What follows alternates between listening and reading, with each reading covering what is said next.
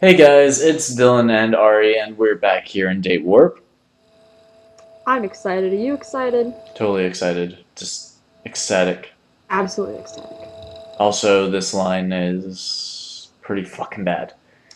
Don't forget your voice for him either, because Oh no, I've got his voice down pat. Trust me, it's not forgettable. It's a patented voice. did I like howl with laughter at the end of the other video because I just couldn't handle this I line? think I think so. I remembered that, I think. So, anyway guys, we're gonna go ahead and continue on with this story. You said it, not me. There's no way I can believably bill and coup him into giving things away. He's far too experienced for me, but he is a scientist, and most science students I know love to talk about their work. Bill and Coo. Yeah, that's a weird phrase there. I think our goal is to try to get information from him for... what's his name? Yeah. You said earlier you needed a test subject to calibrate the Faraday shield generator. I thought I could help. Ah, not a test subject, exactly. For each person willing to pass through the fields, an electromagnetic shield would have to be individually built and tuned. Your height, as well as your natural aura, will define the strength and shape of the magnetic coils needed. Custom built? That sounds like a lot of work. Wouldn't it make more sense to cut the power just long enough for us to run through the door? It would only take a moment. You could turn it right back on. I wouldn't want to lose my uptime. Computer uptime? Are you, compiling something? Why do you want to know? Just curious. Wouldn't you be if you were me? Indeed. But still, even if you have a program running and you have to start it over, wouldn't it be safer to fix the problem first? An irritated breath hisses out from between his teeth. Unfortunately, the breaker box is also hypercharged. We need to make this process work in order to get through the fields to turn the power off. And therefore, we need your help. Right, what do I have to do? Come closer. Come closer. How about no after that line that he said? Come closer. Place your hand against the field. That sounded Did we weird. establish this was a bad idea? Yeah, I think we established it was a bad idea. Yep. Just what he asked Bradley to do before Bradley freaked out about death traps. We're standing so close. If this field were deadly, and Linz wanted me murdered, it would only take a hard shove, therefore it must be safe. Except that Linz is just twisted enough that he might enjoy tricking people into finding themselves on his trap. No, I am not a fainting blossom. I reach out and press my hand against the shifting surface. My shoulders tense in anticipation of a shock that never comes.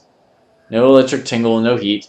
It's just a bit like pushing on a waterbed. You can feel it give it your touch, but it remains solid. Interesting. I look back at Linz, who has some sort of oscilloscope in his hand displaying complex wave patterns. What the fuck? How would you know this? How would she know exactly what that is? I don't even know what an oscilloscope is. I sorta know, but only because of something in college, not in high school. She's in high school. No, she's in college. Oh no, she is? Okay. Yeah. I can't remember. Yeah. I thought she was in high school. Okay. University. Oh, she's in college. She talked about her high school beat. Okay, now I remember. Yeah. Sorry, it's been a while. What now? Oh, that will do for the moment. Well, let me know if there's anything else I can do to help. Raphael and I can handle it. He's a scientist too? No, he's an obedient pair of hands. Come to think of it, Linz did order Raphael to fetch his handcuffs. Yes! That's exactly the conclusion I wanted. Wow. Is he your boyfriend? And what if he were? How would Janet feel about Linz and Raphael being lovers? I love this. Oh my god. Be happy for them, don't want to know, be intrigued. Probably just happy for them, right? I feel like she's one of those people who's just to be happy for something doing better. Is that right? the one? Is that what we're going with? I think so. I feel like that's what her personality is, right? I don't ask me. At this personality, so at this point, don't ask me. I lost all control of this story. Be happy for them? Is that the answer? Yep. Okay. Well, it's your business, not mine. I guess I'd be happy that you're happy. He's a very nice boy. He deserves to be happy. And what am I? I don't know what you are. A fair statement. A fair statement. But before you confuse Raphael with your kind wishes, I should point out that the question was entirely hypothetical. They're not lovers then, so why didn't you just say so? You must enjoy being as convoluted as possible. Somebody's playing Townsville. Yep. Alvin enters the room and scowls at me. What are you doing here? Assisting me with my inquiries. Alvin rolls his eyes, apparently not appreciating Lynn's odd turn of phrase. Nathaniel said I should fetch everyone for dinner. You're letting Bradley out? He can starve for all I care. I follow Alvin to the dining room, where Raphael waits for us. That didn't exactly answer her question, did it? Nope! He could starve. He didn't say, yes, we are letting him out, or no, we are not. Just... Pretty sure the answer is no, though. Yeah. There you are. Janet, what would you like for dinner? Janet is in a hurry to leave. If you'll come with me, we can... You need to eat. You skipped lunch already today. Oh, alright. Linz and Alvin seat themselves at the table. Is Nathaniel coming? He's fetching the wine. Now, what do you want for dinner? What's available? Eggs, mushrooms, some chicken, 2 bags of salad, pizza, frozen raspberries, baguettes, garlic bread, a couple tuna steaks, potatoes, corn on the cob, a roast. It's really easier if you say what sort of thing you like. A grilled mushroom sandwich sounds nice. Oh my god, I would so eat like oh my god. Nathaniel enters, carrying 2 bottles of wine. Would you care for a glass? I'm underage. Really? How old are you? 19? That's old enough. That's old enough. I think it is in Europe, but not around here. I suppose his parents have been giving him wine since he was a child. Hopefully child means like at least 13 or 14, because... The rich and snooty are assholes, so... Weird. God, it'd be weird if you drink alcohol when you're like... or something. Don't worry, I don't drink either. I'll go check on the food. As he bustles off to the kitchen, Nathaniel pours a glass of red wine and hands it to Alvin without being asked. Linz? Up to you. Whatever you think would go best. Nathaniel pours half a glass of white. Take it slow. You'll enjoy the flavor more in small amounts. Linz takes the glass and swirls it thoroughly before allowing a tiny bit to pass his lips. I've never really understood the appeal. There are bare tastes and faster routes to drunkenness. But you took more romantic drunk on white... on... what? Just realizing what the line says. Yeah. But you look more romantic drunk on wine than on vodka. He salutes Nathaniel with his glass and takes a sizable sip. One of these days I should find some absinthe. Absinthe will fuck you up. Huh? Ah yes, the true artist beverage. Should you discover it, Mal, I'd be happy to share it with you. It is considered like a... Anyway, sorry, go ahead. You do know that's illegal. Illegal? It's developed an unfortunate reputation for causing hallucinations and madness. Yes, it has. Most likely because it was popular with artists, and many of them are at least half mad to begin with. That's true. Alvin hides a cough behind his glass. They are dangerous to any drug, lethal or illegal. Legal or illegal. The distinction is usually made by politicians, not scientists. Still, if it's the law... Have you never broken a law? I don't think so. Would you even know? There are so many laws in the world, you could be violating one right now. Some laws are outdated, or misguided, or written by bigots and fools. Then you should fight to change the laws. And if there isn't time... Well, I guess if it were something really important then, I'd have to think about it. I'm not sure what would be that important, though. What things are important to you as everyone stands around staring at one girl like, what the fuck? I know, this is a weird conversation. Yeah. My schoolwork? Alvin snorts. In other words, there's nothing in your life worth making sacrifices for. Hey, I work hard for my grades. When I get out here, I'm probably not going to get any sleep until Monday in order to finish my homework on time.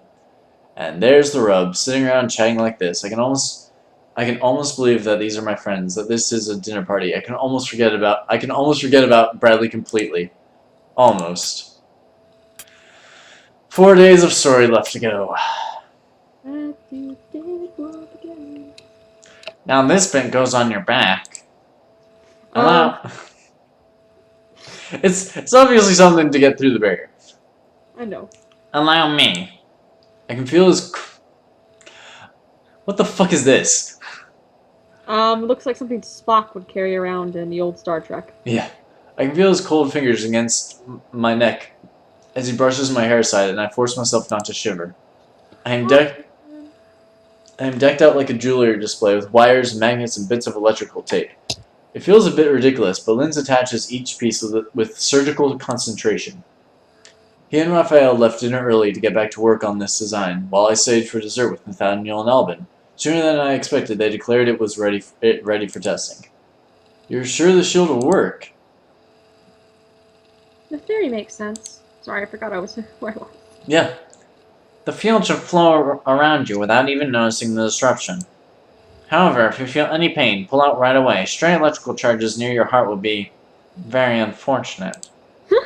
Oh, Like, that's... lightning bend near your heart. Oh, that's reassuring. But it has to work. Everyone says Linz is good at what he does. When I get through, what do you want me to do? Should I call the police right away? Should I come back in and help you with the power? I think it would be better if you came back inside. Once we have proof that it works, we can make better plans from there. He thumps me on the back, which is slightly annoying, but at least grateful he didn't pat somewhere else. Like your ass. Everything is in place. I take a deep breath and turn to face the field. Right hand first, or either foot. What is this, Twister? I reach out to the shifting light, but just as before, my hand encounters a barrier that bends without breaking. It's not working. That can't be right. I'm sure you could fix it with a few adjustments. No, something more fundamental is wrong. The shielding should have done something, even if it didn't work entirely. If nothing else, the harmonics should have protruded it visibly, or burnt out the shield generator through runaway positive feedback. This is most intriguing. The field must be operating on a novel principle. Goddamn science. So what do we do now? There's nothing we can do. If it's not responding to science, there's no way through the field. There has to be some way. Or to be a way. I turn back to the door and pound my fists against it harder. Let me out! Stop that, you'll damage my equipment. I want to go home! A sound like ocean waves crashes against my ears, and pressure melts at the back of my skull. Wow! Unconscious for a day. No. Oh. Just a few minutes. Oh, okay. I open my eyes again. I'm lying in bed. Everything is quiet and all the magnets are gone. How did I get here? It'd be nice to believe that it's a Saturday morning, and I'm waking up for the first time. This whole day has been nothing but a strange dream, but I know what I've felt and what I've seen. If it wasn't real, then I'm crazy, and I can't believe that, so I have to believe that everything is as it seems. Plus, like, never mind. You're waking up in a different room. Yeah, exactly. You're awake, thank goodness. What happened? You, fainted. I have never fainted in my life. Well, you were sort of overexcited and screamed, and Linz knocked you out. He punched me? No! It's a thing you can do with nerves. Oh my god, he is a fucking Vulcan. He's just a not Vulcan nerve pinch. Are you kidding me? I mean, you know. Well, it still gave me a headache. Ugh. I wonder if you can teach me to do that. Oh my god, because in Rocky Horror, because I'm not going to make you watch it, this is really not your thing. They are aliens, they find out in the end. They actually are aliens. And so, a Vulcan is an alien, and so this really is a house of aliens. Anyway, if you're feeling okay, we're all meeting downstairs to talk about what to do next. I'm sorry about this. It's not your fault. I'm not actually certain how okay I'm feeling. I've never been unconscious before that I know of. Sleep isn't quite the same thing. I could probably use a hand. But I don't like looking weak in front of people, especially after I already got a little bit hysterical earlier. Should Janet ask Raphael for help? Ari, I don't know. Ah, what do we sure. do? Yeah? Goodbye, with little help from my friends. Well, they're not really friends, but shh. Oh, wait. We have Just to gotta go. go around. Yeah, it sucks. So we have to go around to the. You're almost there. So, yeah? Yeah. Sure. He is a sweetheart after all. He won't laugh. I reach out my hand to him. Help me up? Okay. Wow, we're pretty good. I know it helped our goodness, so I'm glad we Yeah. chose. Um, mm, Yeah, I said it. okay. Yeah. When I pull on his arm, he stumbles forwards, dropping me back onto the bed and almost falling there himself. Da da da. So sorry. No, that was my fault. He's so embarrassed. It's always embarrassed looking. I know. He did. Insecure looking. He's always insecure looking. But look, are his pink cheeks pinker? Nah. Nah. He disentangles himself from me and looks away while I straighten out my skirt. I should have warned you. I'm not very strong.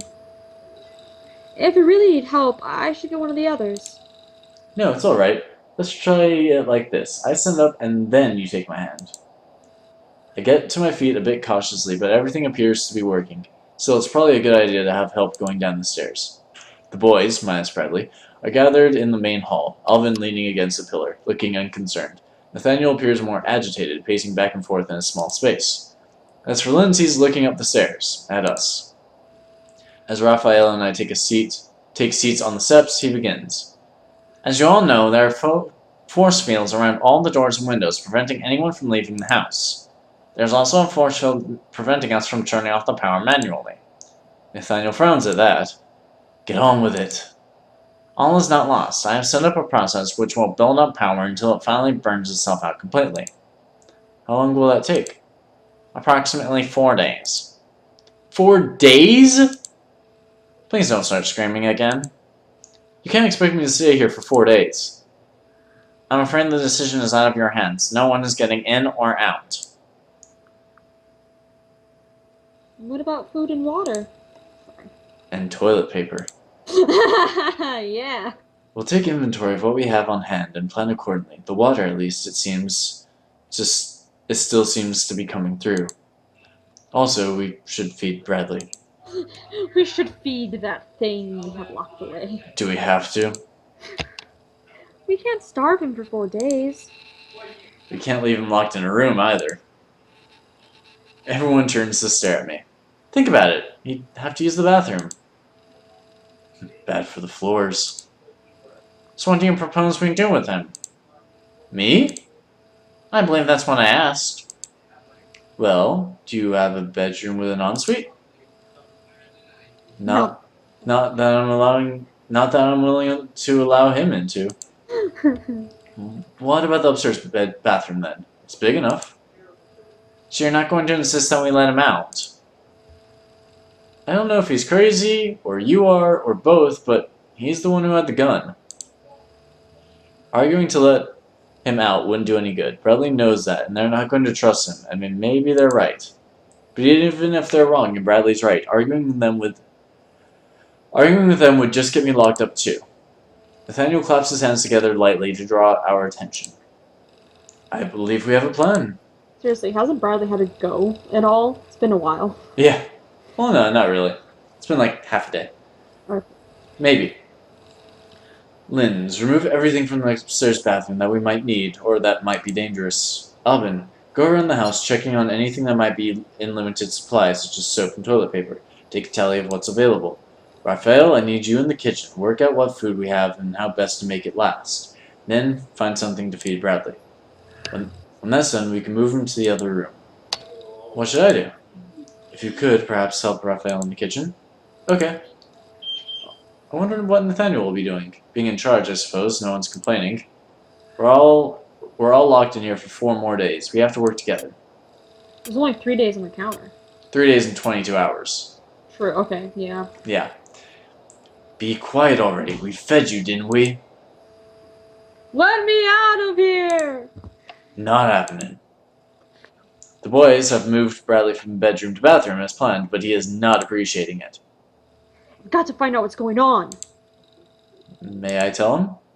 Albin just shrugs at me. Do whatever you want. He walks off, leaving me alone with Bradley. Well, alone with the bathroom door. We tried Linz's idea with the shielding, but nothing happened. We can't get through the force fields and we can't turn them off. How do you know they're not lying to you about that?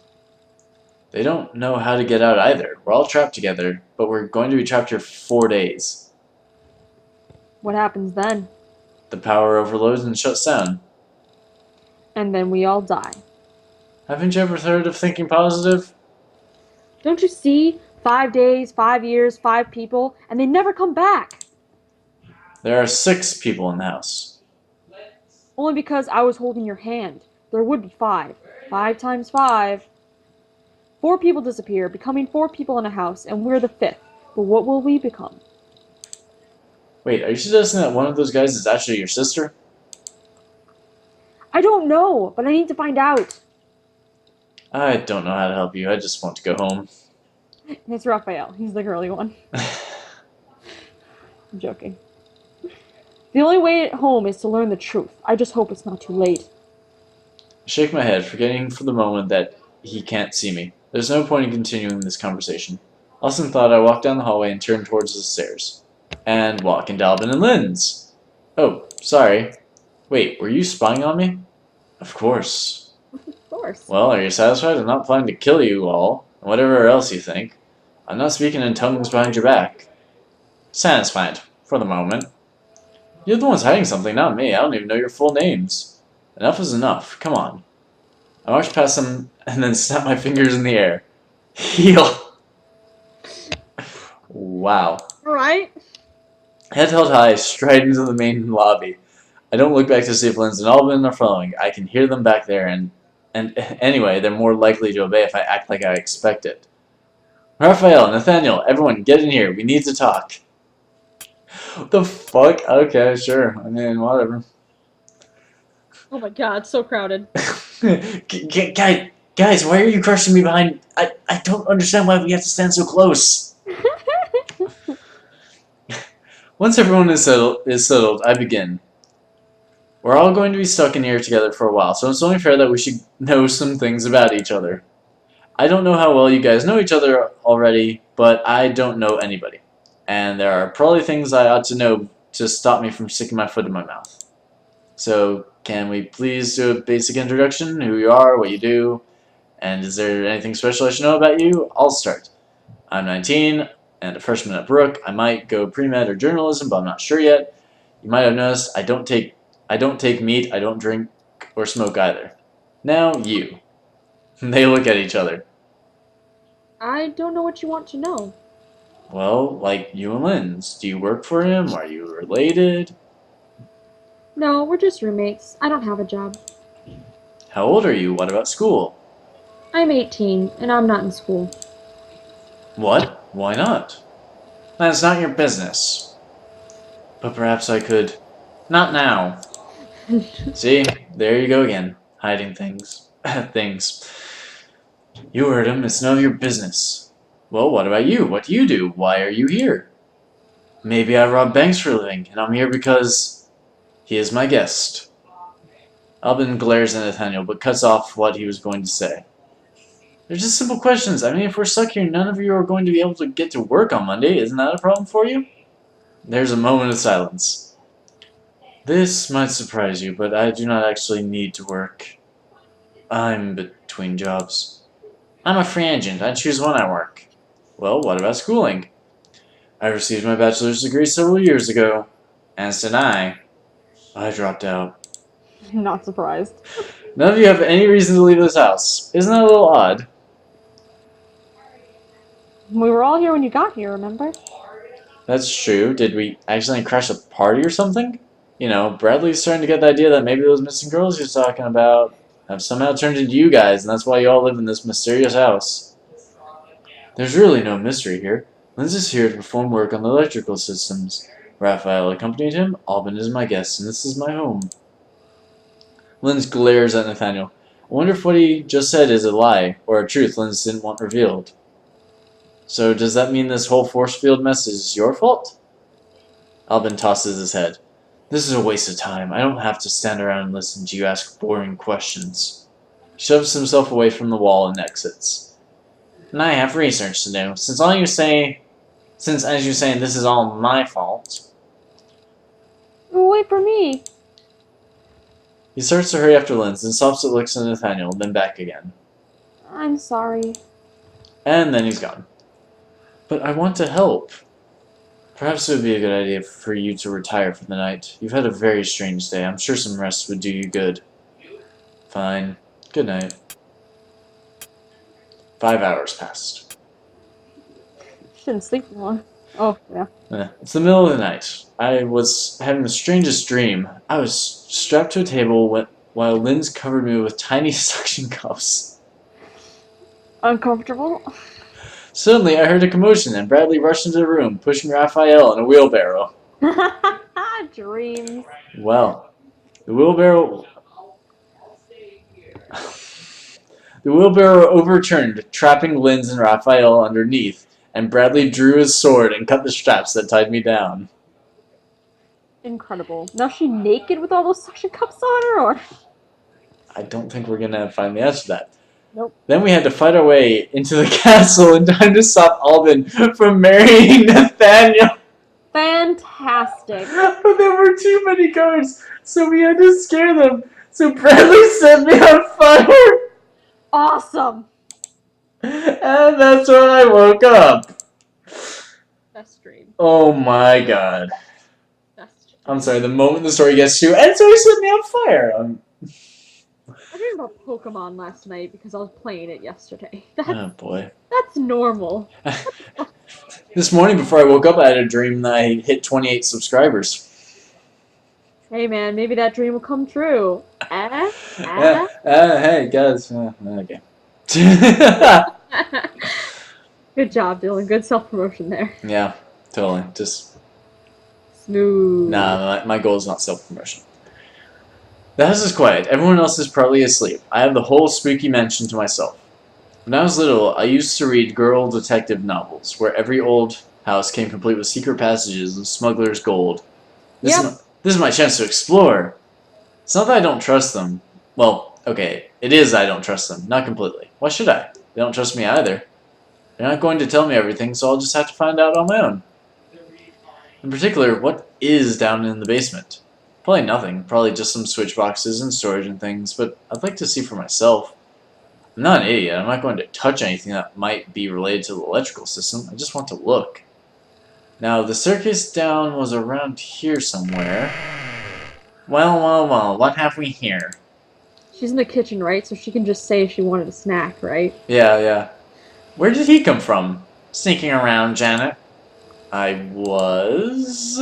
How can Janet explain what she's doing here?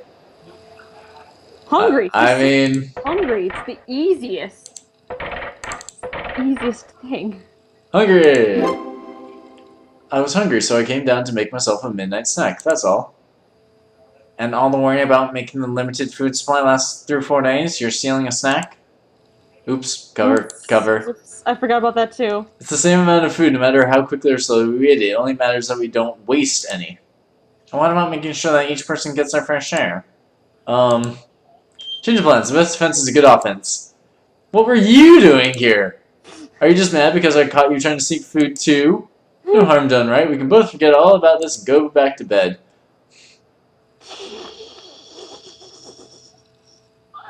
He does this every time. Please say it in the most, suggestive way you can in that voice. Together. Creepy as shit. Great. What? No! Go on then. I'll be right behind you.